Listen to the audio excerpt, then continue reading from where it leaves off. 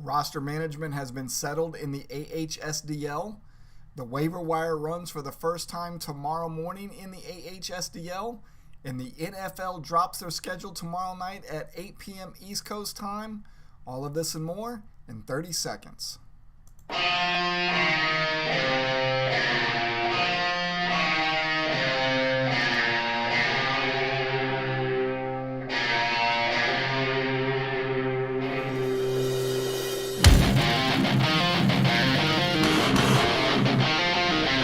Welcome to Alliance Report Studios, brought to you by Sport Management Solutions. Here's your host, Brian B. Hey, fellow fanatics, welcome to the Alliance Report. Thanks for joining us. Let's get into it tonight. Another short show for you again this week. We're going to talk about the AHSDL roster management. We're going to talk about the waiver wire that's going to run tomorrow morning, and we're going to talk about the NFL schedule that is due to drop tomorrow evening. If you are out there, make sure you say hello to us. I know Jason is out at a Dayton Dragons game right now. I hope he is enjoying that. I definitely need to get up to Ohio and see one of those sometime soon. So let's talk about the AHSDL roster management. So the general managers of the AHSDL had until Monday, the Monday we just had a couple days ago, at 1 p.m. East Coast time to get all of their roster moves finalized. And this was getting the rookies that they just drafted in the rookie draft onto their taxi squad / practice squad.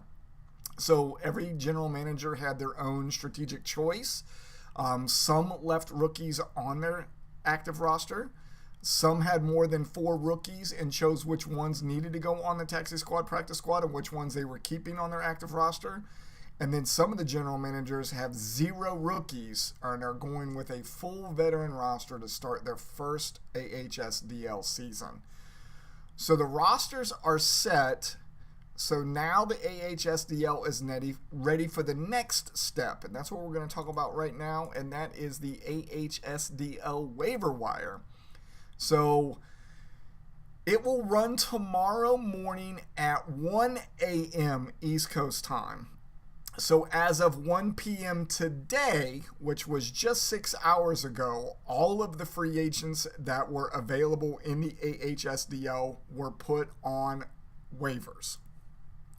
All general managers will have an equal opportunity to spend their free agent acquisition budget, their FAB money. Each general manager has $100. That $100 covers the entire offseason, the regular season, and the playoffs. And any leftover FAB that they have at the end of this year will carry over till next season. So this is a dynasty. Every dollar does matter. So to pick up a player, general managers need active room on their active roster, or they need to drop somebody to create room. So rookies that are picked up via the FAB also require active roster space. So if a general manager still has taxi squad or practice squad room and they pick up a player, a rookie that they want to put on the taxi squad / practice squad, they will have to reach out to me because we will have to do it as a per base case. Per basis case? I'm not saying that right. Per case basis. There you go. Per case basis. To be able to get them moved over to their taxi squad / practice squad. So they will have to make room on their active roster first. Remember, active rosters are 26 players. If you don't have 26 players, you have room, you'll be able to move the rookie over, and then we will shift them over to your taxi squad / practice squad. So this is the first time that we've done the taxi squad and practice squad, so baby steps with me as we're working through this together. But I think you all get it, and if you don't, hit me up on Discord and I'll explain it a little better. But if you do have any questions, make sure you hit me up before 1 a.m. tomorrow, because that is when the first waiver wire will run, is 1 a.m. tomorrow. So before we get to the NFL schedule drop, I want to talk about something else. So tonight's broadcast outfit of the day, the Xenia Buccaneers. I got the hoodie on and I got a t-shirt on that you can't see. I'm not lifting the hoodie for you all to see. But this is from Xenia, Ohio. And this is my AHSDL team and the actual high school that I went to. This is my alma mater. The reason I'm wearing it tonight is because for those of you that are in the AHSDL or those that might not know about the AHSDL, it is the Alliance High School Dynasty League, and every team that is in this league is the general manager's alma mater where they graduated high school. That was the theme that we decided to go with for the AHSDL. I see Tracy is on. Let's see if you get on the screen. There you go. Hello. How are you? I see Erica was on too. Erica, I missed you. Hello. How are you? So I have to give a big shout out to my stepdad, Ralph. He went around town in Xenia, hitting at Walmart's, Kroger's, and a couple other places to find this Xenia Buccaneers gear. So some of you know that Walmart's and Kroger's and a couple gas stations and stuff like that will usually carry local gear. And he just happened to be shopping for it and found it, bought me a hoodie, bought me a t-shirt, and shipped it to me here in Georgia. So I have to say thank you, Ralph. Wanted to make sure I wore it tonight. And of course, we've got the Pro Football Hall of Fame hat on, which is where the two champions for the AHSDL from the West and the East will play against each other, role-playing wise, as in Canton. And they will be playing at the stadium there in Canton, Ohio, which is why I've got the hat on. So this is what the AHSDL is all about. Real schools, real memories, real pride. So if you have someone back home, or if you still live near your hometown, go find some high school gear. Or if you still have some of your high school gear, I know of at least one general manager that's playing with us that still has his football jersey hanging in his closet right now that he could put on. Go find the gear, have somebody purchase the gear, ship it to you, put it on, take a picture, share it with us on Discord, and maybe one of those pictures will make it on here to the show one night. It would be really awesome for you all to show your old alma mater pride. So Ralph, again, thank you. I appreciate you. All right, let's get to that NFL schedule drop. So NFL schedule drop, the NFL will release its full 2026 schedule tomorrow night at 8 p.m. East Coast time. There's been a lot of teases already. We've seen a ton of them come up on Discord as the people in the league have been talking about it. I feel like we've got every overseas game, every Thursday game, every Sunday night and Monday night game already figured out. But the rest of the regular season schedule will be released. If you want to watch it, it will be on the NFL Network or on ESPN2. And you can also stream it on NFL Plus or on the ESPN app. Now, why is this important?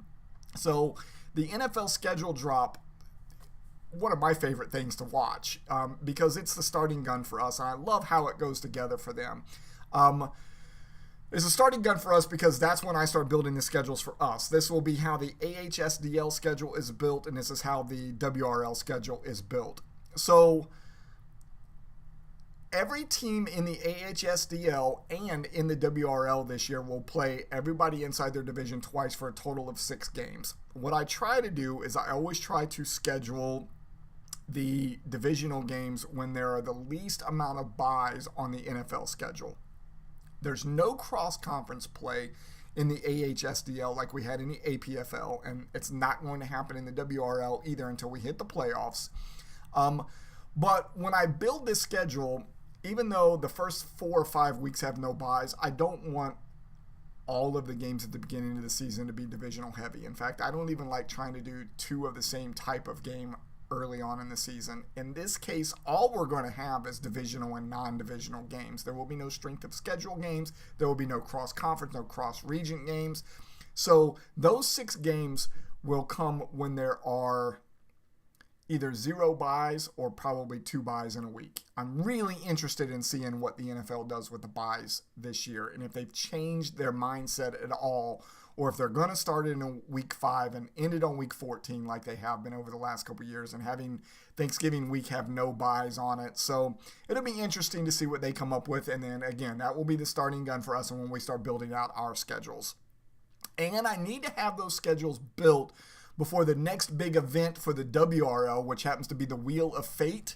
Wheel of Fate is going to happen on July 6th. So mark it on your calendars right now if you don't already have it marked down.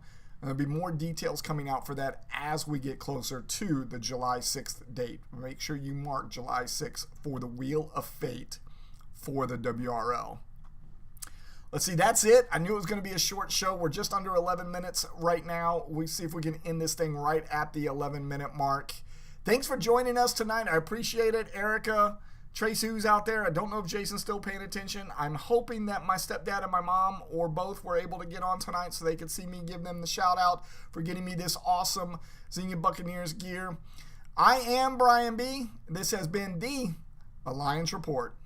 Thank you for watching The Alliance Report, sponsored by Sport Management Solutions, the leader in athletic communications. A special thank you to the Recast, the official music of the Fantasy Sports Alliance. If you enjoyed tonight's show, please like, share, and subscribe, and follow us on Facebook, Instagram, X, YouTube, and TikTok. Have a great night, everyone, and remember, we are fanatically real.